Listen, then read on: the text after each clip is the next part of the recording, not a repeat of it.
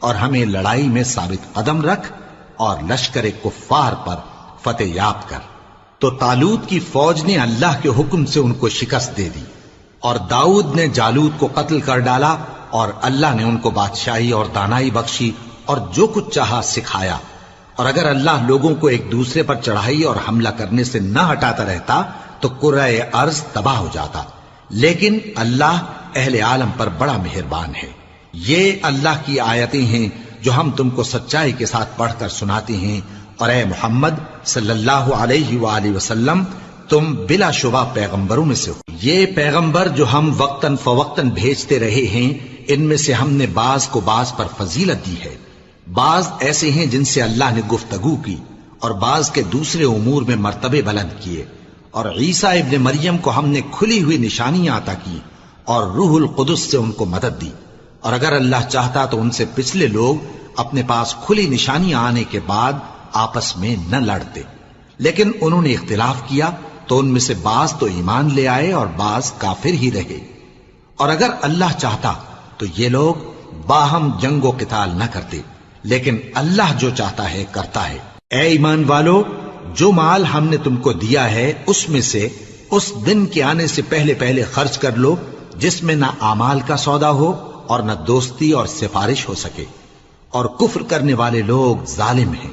اللہ وہ معبود برحق ہے کہ اس کے سوا کوئی عبادت کے لائق نہیں، زندہ ہے، سب کو تھامنے والا، اسے نہ اونگ آتی ہے نہ نیند۔ جو کچھ آسمانوں میں اور جو کچھ زمین میں ہے سب اسی کا ہے۔ کون ہے کہ اس کی اجازت کے بغیر اس سے کسی کی سفارش کر سکے؟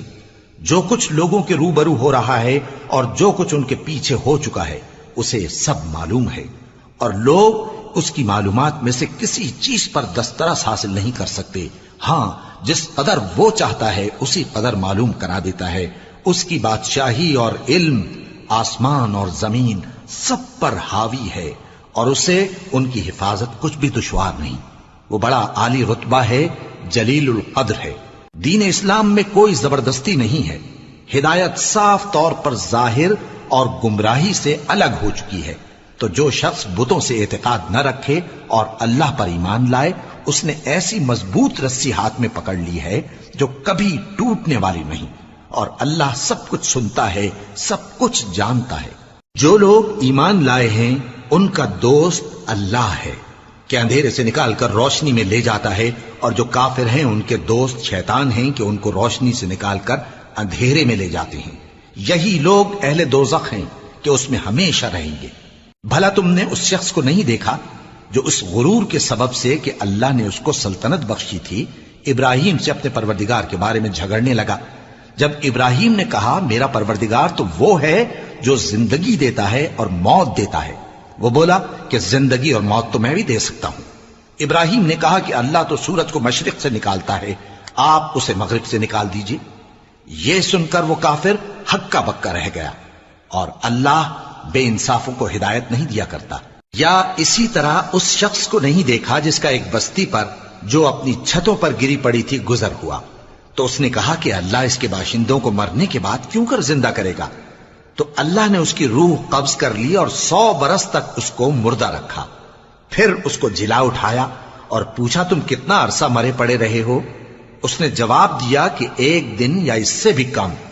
اللہ نے فرمایا نہیں، بلکہ 100 برس مرے رہے ہو، اور اپنے کھانے پینے کی چیزوں کو دیکھو کہ اتنی مدت میں مطلق سڑی بسی نہیں، اور اپنے گدھے کو بھی دیکھو جو مرا پڑا ہے۔ غرض ان باتوں سے یہ ہے کہ ہم تم کو لوگوں کے لیے اپنی قدرت کی نشانی بنائیں۔ اور ہاں، گدھے کی ہڈیوں کو دیکھو کہ ہم ان کو کس طرح جوڑے دیتے اور ان پر کس طرح گوشت پوست چڑھائے دیتے ہیں۔ جب یہ واقعات اس کے مشاہدے میں آئے تو بول اٹھا کہ میں یقین کرتا ہوں کہ اللہ ہر چیز پر قادر ہے۔ اور جب ابراہیم نے اللہ سے عرض کیا